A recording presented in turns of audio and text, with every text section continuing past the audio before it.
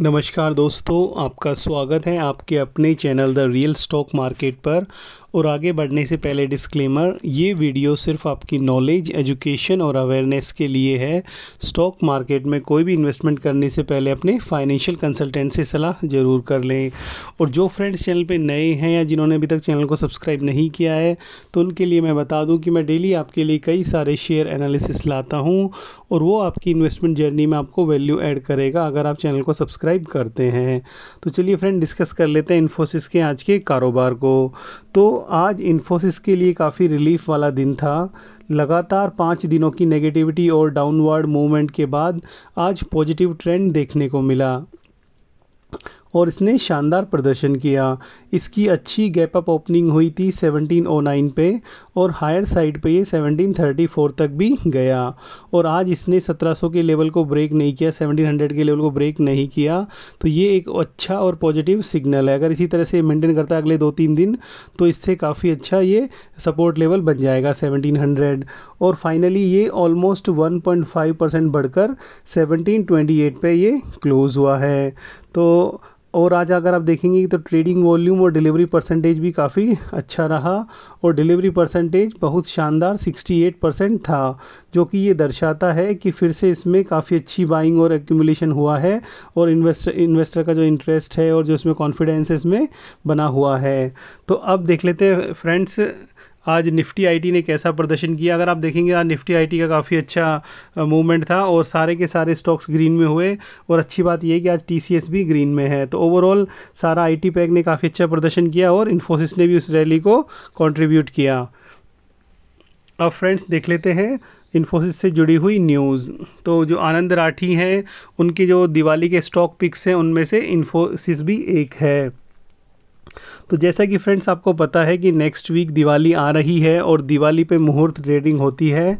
तो आनंद राठी, जो कि एक जाने माने एनालिस्ट हैं, उन्होंने इन्फोसिस को मुहूर्त ट्रेडिंग के लिए one of the favourite stocks माना है। अब हम थोड़ा जनरल नॉलेज की भी बात कर लेते हैं। जिनको नहीं पता उनको बता देता हूँ कि इस बार संवत 2078 शुरू होगा, जो कि generally current English calendar year से 57 ईयर आगे होता है। तो अभी करंट ईयर 2021 है, तो 57 ईयर्स आगे क्या हो जाएगा, 2078 संवत अभी से शुरू होगा दिवाली से। तो अब फ्रेंड्स अब ये देख लेते हैं कि आनंद राठी ने इन्फोसिस के लिए 2000 का टारगेट दिया है और अब ये भी जान लेते हैं कि ये टारगेट क्यों दिया है।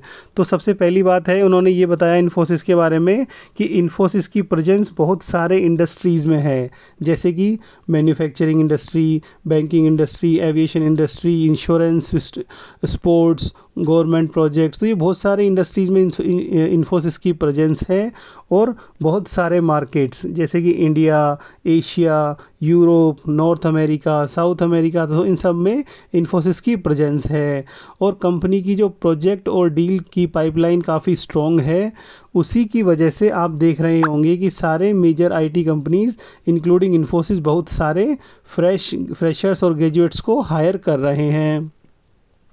और फ्रेंड्स Q2 का रिजल्ट्स भी काफ़ी शानदार आया था और रेवेन्यू गाइडेंस भी इन्होंने बढ़ाया है। पहले रेवेन्यू गाइडेंस जो 14 से 16% था, 14 to 16% था, उसको इन्फोसिस ने बढ़ाकर 16.5 से 17.5 तक कर दिया है। हालांकि ऑपरेटिंग मार्जिन गाइडेंस सेम रखा है उन्होंने 22 से 24 के बीच में। तो फ्रेंड्स अगर आपकी बाइंग थोड़ी हायर लेवल्स पे भी है, जैसे कि किसी फ्रेंड्स ने 1800 के ऊपर भी बाइंग की है, तो भी आप टेंशन ना लें। आपका बाइंग प्राइस आएगा और साथ में आपको प्रॉफिट भी होगा। आपको सिर्फ इसे होल्ड करके रखना है और you have bought right stock, now you have to sit tight. तो और जो फ्रेंड्स ऑलरेडी होल्ड किए हैं इन्फोसिस को, उनको डिविडेंड 15 रुपये का डिविडेंड नवंबर में मिल जाएगा। तो फ्रेंड्स अब एक और न्यूज़ देख लेते हैं कि जो दिवाली पे एक और पिक्स बताए हैं उसमें भी इन्फोसिस को बताया है, उसका जो टारगेट है वो भी हम देख लेते हैं। तो इन्होंने इन्फोसिस का टारगेट दिया है 1950 से 2050 के बीच में, और जो सपोर्ट लेवल्स हैं वो 1700, 1660 और इस तरह से ये सपोर्ट लेवल्स इन्होंने बताए हैं। और जो रेजिस्टेंस लेवल है वो पहला रेजिस्टेंस लेवल बताया उन्होंने 1810 का। तो 1810 का जो लेवल है वो काफ़ी बड़ा स्ट्रॉन्ग रेजिस्टेंस लेवल है। तो ये लेवल्स हमें देखने पड़ेंगे। तो फ्रेंड्स, तो इस तरह से जो ओवरऑल अनुमान है और जो आज जिस तरह से आज की ट्रेडिंग हुई है, उसको देखते हुए ये लगता है कि आपकी दिवाली इन्फोसिस के साथ अच्छी हो सकती है।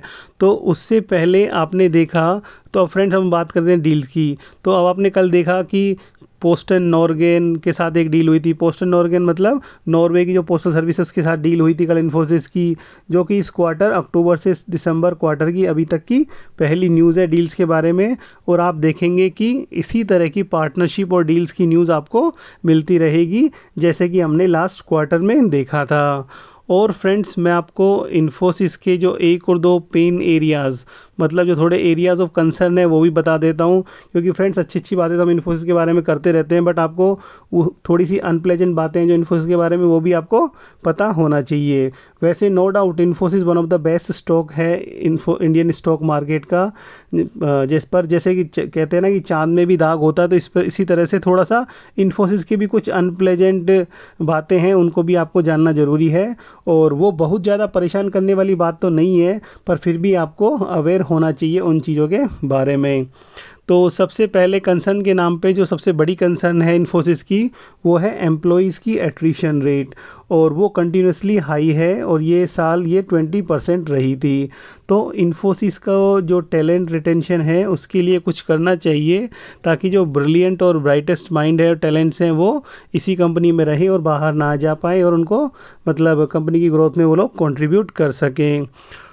और फ्रेंड्स, दूसरी जो कंसर्न है जो अभी तक भी बनी हुई है, फ़िलहाल वो न्यूज़ में नहीं है, पर वो एक कंसर्न अभी तक ये है कि इनकम टैक्स जो पोर्टल है, जो कि अभी काफ़ी इम्प्रूव हो चुका है, पर उसमें अभी तक भी है ना, पोर्टल डाउन रहता है, पोर्टल आउटेज होता रहता है, और ये उसमें कुछ फंक्शनल इश्यूज़ भी आ रहे हैं। तो नवंबर एंड तक तो ये, अगर ये प्रॉपर नहीं हुआ, तो फिर से ये मीडिया में ये न्यूज़ आने लग जाएगी पोर्टल के बारे में, और ये नेगेटिव कवरेज हो सकती है। तो फ्रेंड्स, जैसे कि आपको पता है कि इनकम टैक्स फाइल करने की लास्ट डेट दिसंबर एंड है, तो इसीलिए मैं कह रहा हूँ नवंबर एंड तक अगर ये ठीक हो जाते हैं इश्यूज़, तो फिर भी ठीक रहेगा। अदरवाइज़ फिर नवंबर एंड के बाद से ये इश्यूज़ मीडिया में हाईलाइट होना शुरू हो जाएंगे, और इससे इन्फोसिस को नेगेटिव इम्पैक्ट पड़ सकता है। तो इसलिए इन्फोसिस को ट्राई करना चाहिए कि जो भी इश्यूज़ हैं आईटी पोर्टल के, वो रिजॉल्व कर लें, और जिससे कि वो नेगेटिव पब्लिसिटी से बचा जा सके। तो फ्रेंड्स, ओनली ये दो कंसर्न थी। और उसके बाद अब हम ये देख लेते हैं, अब हम कर लेते हैं मुद्दे की बात, और अब ये देख लेते हैं कि आगे अब इसका मूवमेंट कैसा रहेगा, आने वाले दिनों में किस तरह से मूव करेगा। तो फ्रेंड्स, आज का मूवमेंट काफ़ी अच्छा था इन्फोसिस का, और काफ़ी अच्छा इसने प्रदर्शन भी किया। पर ओवरऑल जो इन्फोसिस की जो मूवमेंट है, वो ब्रॉडर मार्केट पे डिपेंडेंट रहेगी। अगर जब भी मार्केट प्रेशर में होगा, तो इन्फोसिस भी थोड़ा सा स्लैगिश रह सकता है।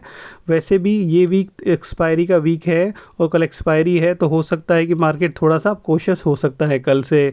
आज का मार्केट तो फिर भी काफ़ी ठीक ठाक रहा इन्फोसिस के लिए।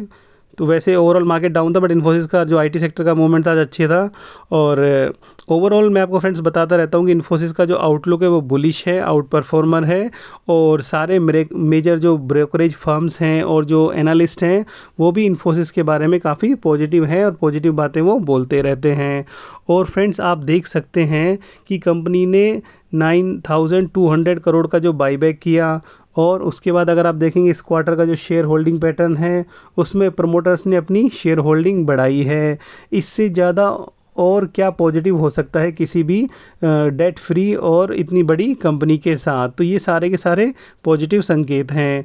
और जैसा कि मैं फ्रेंड्स आपको हमेशा कहता हूँ कि इन्फोसिस एक शानदार कंपनी है, और आप इसमें बिना किसी हेजिटेशन और चिंता के बने रह सकते हैं। आपका प्रॉफिट होगा अगर आपने जिस भी लेवल पे बाई किया है। अगर आप उससे अभी करंटली लॉस में भी हैं, तो थोड़ा दिन वेट कीजिए, आपका लेवल आएगा, और उसके बाद आपको प्रॉफिट भी उसमें मिलेगा। तो अब फ्रेंड्स, अब हम देख लेते हैं इसका प्राइस टारगेट। तो हमारे एस्टीमेट और एनालिसिस के मुताबिक अभी शॉर्ट टर्म में ये थोड़ा कंसोलिडेट हो सकता है, और इसका जो पहला रेसिस्टेंस है वो 1750 पे है। अगर एक बार इसने 1750 के लेवल को कल अगर जैसे क्रॉस कर देता है, ये ऐसा की उम्मीद है इस हफ्ते, ये इस वीक में, ये दो दिन बचे हैं, इसमें 1750 क्रॉस हो जाएगा। तो उसके बाद ये उसका जो नेक्स्ट टारगेट होगा वो 1800 तक ये जा सकता है, और लॉन्ग टर्म में इसका टारगेट 2030 तक है। तो फ्रेंड्स, आज के वीडियो में इतना ही। अगर आपको ये वीडियो अच्छा लगे तो वीडियो को लाइक कर देना, चैनल को सब्सक्राइब कर देना और बेल आइकन को प्रेस कर देना, जिससे आपके पास नए वीडियोस की नोटिफिकेशन आते रहे। और अगर आपका कोई क्वेश्चन हो तो आप कमेंट सेक्शन में डाल देना, मैं उसका रिप्लाई देने की कोशिश करूँगा। Thank you friends.